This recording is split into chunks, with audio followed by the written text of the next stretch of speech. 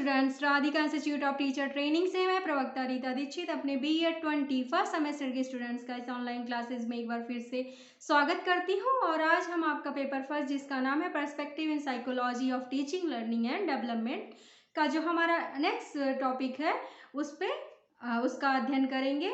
चलिए, पिछली क्लास में जो हम लोगों ने टॉपिक संज्ञानात्मक विकास की क्या विशेषताएं हैं उसके बारे में जाना। इसके आगे आज हमारा जो नेक्स्ट टॉपिक है वो है संज्ञानात्मक विकास के शैक्षिक नियतार्थ, educational implication of cognitive development.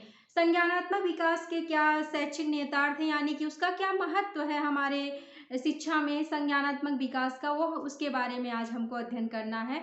तो संज्ञानात्मक विकास जो है वो हमारे लिए बहुत ही, हमारे शिक्षा के लिए बहुत ही महत्वपूर्ण है, क्योंकि संज्ञानात्मक विकास हमको ज्ञान कराता है कि किस तरह से बच्चे का डेवलपमेंट होता है, किन किन अवस्थाओं से वो हो करके गुजरता है।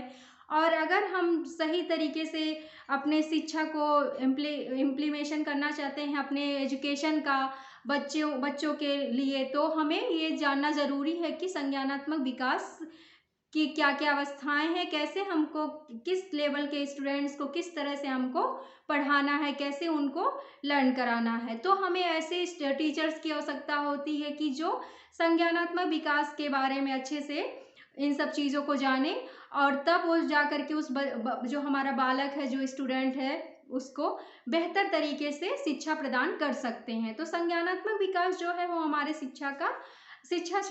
जो शिक्षा क्षेत्र है उसके लिए बहुत ही महत्वपूर्ण आधार है। और जो पियाजे ने अपने संज्ञानात्मक विकास की अवस्थाएं बताई, किस तरह से बालक किस स्टेज से किस स्टेज में प्रवेश करता है, वो हमारे एजुकेशन के लिए बहुत ही इम्पॉर्टेंट है। क्योंकि हम सभी जानते हैं कि जो एक बालक होता है फिर वो समय के साथ एक अवस्था से दूसरी अवस्था में जाता है, और चीज़ों को उसके जो जटिल प्रक्रिया चलती रहती है, क्योंकि वो पहले छोटा होता है तो उसका जो मेंटल पावर होता है वो अलग होता है, फिर वैसे विकसित होता है। ये सारी चीज़ें ऐसे चलती रहती हैं क्रमशः, एक अवस्था से दूसरी अवस्था में वो पहुंचता रहता है बालक। तो जो ये हमारा संज्ञानात्मक विकास है, ये हमारे बालक के शिक्षा के लिए बहुत ही महत्वपूर्ण है, क्योंकि हर बालक का जो अवस्था होती है, जो भी हर बालक की अवस्था जो जिस अवस्था में प्रवेश करता है, तो हर बालक का जो मानसिक जो उसका मानसिक स्थिति है, जो उसका लेवल होता है, मेंटल लेवल होता है, मानसिक स्तर होता है, वो डिफरेंट होता है। क्योंकि जो हमारा वातावरण है, हमारा जो मेंटल लेवल है, वो सारी चीज़ें हमें किसी चीज़ को ग्रहण करने में, कोई भी चीज़ सीखने में बहुत ही बड़ा योगदान उनका होता है। तो बच्चा किस वातावरण में वो पल रहा है, किन परिस्थितियों में वो आ रहा, वो भी उसके ऊपर असर डालती हैं। तो जो ये सारे जो इस अवस्थाएं चलती हैं विकास की, तो वो हर बालक में अलग अलग होती हैं। कोई बालक उस अवस्था में प्रवेश करता है और तुरंत वो उस अवस्था के अनुसार कार्य करने लगता है, लेकिन कुछ बालक में वो अवस्था धीरे धीरे दूसरी अवस्था से ये पहली अवस्था से दूसरी अवस्था में जब जाता है, तो पहली अवस्था को तुरंत वो खत्म नहीं कर पाता है, क्योंकि उसके अंदर उस तरह का मानसिक स्तर उसका नहीं है। तो आप जैसे कि आप एक साधारण रूप में समझ सकते हैं कि जो हमारी कक्षा में हम जो बालक होते हैं, तो कुछ बालक बहुत ही तेज होते हैं, और कुछ होते हैं कि एवरेज होते हैं, और कुछ होते बहुत मंद होते हैं। जो तेज बालक होते हैं उन्हें कुछ भी क्लास में पढ़ाया जाता है तो बहुत आसानी से ग्रैप्स कर लेते हैं, ग्रहण कर लेते हैं, लर्न कर लेते हैं। और कुछ जो एवरेज होते हैं स्टूडेंट्स, उनको हमें थोड़ा ज़्यादा करना पड़ता है, अच्छे से समझाना पड़ता है, तब वो समझ पाते हैं।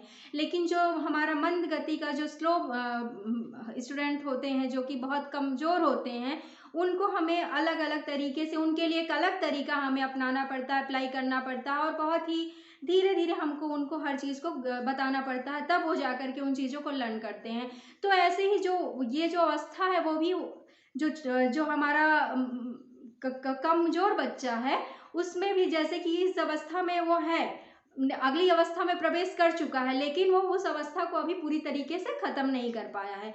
और जो तेज बालक होता है वो एक अवस्था से दूसरी अवस्था में बहुत आसानी से चला जाता है। तो जब हम इन अवस्थाओं का हमें ज्ञान होगा, तब हम उसे बेहतर तरीके से अपने स्टूडेंट को टीचर जो है, शिक्षक जो है वो पढ़ा पाएगा। तो इसलिए संज्ञानात्मक विकास जो है हमारे शिक्षा के क्षेत्र में बहुत ही बड़ा इसका योगदान रहा है, बहुत बड़ा आधार है। तो आज हम लोग संज्ञानात्मक विकास के क्या शैक्षिक निहितार्थ हैं, क्या इम्प्लीकेशन है इसका, वो हम लोग आज जानेंगे। तो इस तरह से हम लोग, पहला पॉइंट हमारा क्या है, अध्यापक सुनियोजित क्रियाकलाप से बालक में जिज्ञासा जगाए। अध्यापक जो है वो सुनियोजित यानी कि प्लान होना चाहिए, एक जो भी हमें पढ़ाना है, जैसे करना है, जो भी हमें एक्टिविटी करनी है, वो एक प्लानिंग होनी चाहिए उसकी, उस प्लान वे में हमें करना चाहिए, जिससे कि बालक में जिज्ञासा आए, उसको सीखने के लिए, लर्न करने के लिए उसके अंदर जिज्ञासा हमें अध्यापक को जगाने की आवश्यकता है। और दूसरा पॉइंट जो है, मूर्त सामग्री प्रस्तुत करने पर बालक शीघ्रता तथा दक्षता से सीखते हैं। हाँ, क्योंकि जो भी कोई बच्चा है वो अगर किसी चीज़ को हम उसको दिखा रहे हैं, दिखा करके हम उसको समझाएंगे तो बहुत आसानी से समझ जाता है, क्योंकि वो उसको देख रहा है कि ये चीज़ें ऐसी हैं, इसका ऐसा आकार है, इसका ये बनावट है। तो जब हम मूर्त सामग्री प्रस्तुत करने में बालक शीघ्रता और दक्षता से सीखता है। और अगर हम उस किसी चीज़ के बारे में बता दिए तो उसके माइंड में वो पिक्चर नहीं डेवलप हो पाता। और अगर हम उसको दिखा देते हैं कि ये बॉल है, तो वो जान जाता है कि बॉल ऐसे होती, गोल होती है, इतनी बड़ी होती है। तो अगर हम मूर्त सामग्री का प्रयोग करेंगे तो हम जो बालक हैं, स्टूडेंट्स हैं, वो आसानी से, शीघ्रता से, जल्दी और दक्षता से सीखेंगे। और तीसरा पॉइंट जो है, बालकों के लिए पाठ्यक्रम तैयार करने में यह सिद्धांत अध्यापक को विकास का विस्तृत संदर्भ प्रदान करता है। जो भी स्टूडेंट्स हैं जिनको हमें पढ़ाना है, उनका जो पाठ्यक्रम है, उनको तैयार करने में यह सिद्धांत यानी कि संज्ञानात्मक विकास का जो हमारा प्रिंसिपल है, वो टीचर को क्या करता है, विकास का विस्तृत संदर्भ प्रदान करता है। क्योंकि इसमें बताया जाता है कि कैसे कैसे डेवलपमेंट होता है चाइल्ड में, किस एज में क्या उसका स्टेज आता है, किस अवस्था में, किस एज में क्या अवस्था होती है, कैसे कैसे वो किस किस अवस्था को पार करके आगे जाता है। तो जब हमें इसके बारे में जानकारी होगी, क्या मेंटल लेवल उस अवस्था में उसका होता है, तो हम उसका जो भी पाठ्यक्रम तैयार कर रहे हैं बालक का, उसमें अध्यापक को आसानी होगी। और जब हम उसके अनुरूप, उसके अवस्था के अनुरूप हम जब पाठ्यक्रम तैयार करेंगे, तो जो हमारा स्टूडेंट है वो अच्छे से अधिगम करेगा, लर्न करेगा, उसको बेहतर हम सिखा पाएंगे जो हमें उसको सिखाना है। तो इस हिसाब से संज्ञानात्मक विकास हमारे शिक्षा में बहुत ही महत्वपूर्ण है। और चौथा पॉइंट जो है, इस सिद्धांत के अनुसार बालक के मानसिक विकास हेतु उसको सिखाने और सीखने की प्रक्रिया में सक्रियता के साथ संयोजित किया जाए। इस सिद्धांत, ये जो हमारा संज्ञानात्मक विकास का जो सिद्धांत है, इसके अनुसार बालक के मानसिक विकास, जो भी बालक का मानसिक मेंटल डेवलपमेंट है, उसको सिखाने और सीखने की प्रक्रिया में सक्रियता तथा संयोजित किया जाए। जो भी हम उसको सिखा रहे हैं वो, और हम जो भी वो सीख रहा है और जो हम सिखा रहे हैं, उसको सक्रियता मतलब उसको बहुत ही सक्रियता के साथ संयोजित किया जाए। यानी कि जो भी हम सिखा रहे हैं उसका जो हमारा प्लानिंग है, उसको ऑपरेशनली उसको हम प्लान करें, बालक को जो हमें सिखाना है। और व्यवस्थित इस सिद्धांत के अनुसार, इस सिद्धांत को लेकर के जो संज्ञानात्मक विकास का सिद्धांत है, उसके अनुसार हमको जो बालक को सिखाना है उसको हम उस तरीके से प्लान करें। और पांचवा क्या है, व्यवस्था की आंतरिक सामंजस्यता को विकसित करने में बालक की सहायता की जाए। जो भी हमने बालक को सिखा दिया है, जो भी बालक ने सीख लिया है, उसके साथ सामंजस्यता जो बैठानी है, जो भी व्यवस्था, उसको अपने माइंड में व्यवस्थित करने के लिए बालक की सहायता की जाए। हमको बालक का इस तरीके से सहायता करना चाहिए कि जो भी वो चीज़ें सीखा उसको अपने साथ सामंजस्य के साथ वो उसको व्यवस्थित करे।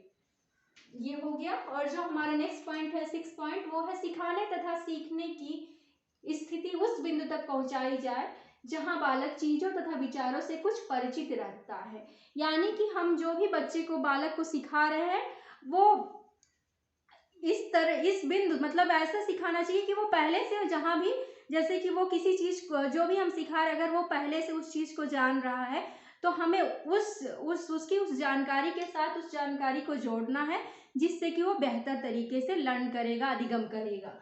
और 7 पॉइंट जो है, शैक्षणिक कार्यक्रम बालक को जानकारी का एकीकरण करने योग्य बनाती है। जो भी शैक्षणिक कार्यक्रम है, जो भी हमारा एजुकेशनल प्रोग्राम होता है, वो बालक को जानकारी का एकीकरण करने योग्य बनाती है। यानी कि जो भी उसको नॉलेज है, वो उसका एकीकरण, इंटीग्रेशन करने का के योग्य बनाती है।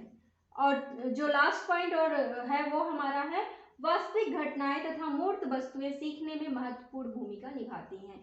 यानी कि जो भी चीज़ें होती हैं, जो बालक देख रहा कि ऐसे हो रहा है और जिसका उसके अंदर उसको हम किसी चीज़ को समझाना चाहते हैं, तो अगर हम उसका स्ट्रक्चर उसको दिखाते हैं तो वो सारी चीज़ें वो आसानी से लर्न कर लेता है। जैसे कि कोई भी घटना घट रही है सामने उसके, कोई भी चीज़ है, कोई गेम खिला रहा है बच्चे को, तो वो जब उसको देखता है तो वो आसानी से वो समझ जाता है कि हमको ये गेम कैसे खेलना है।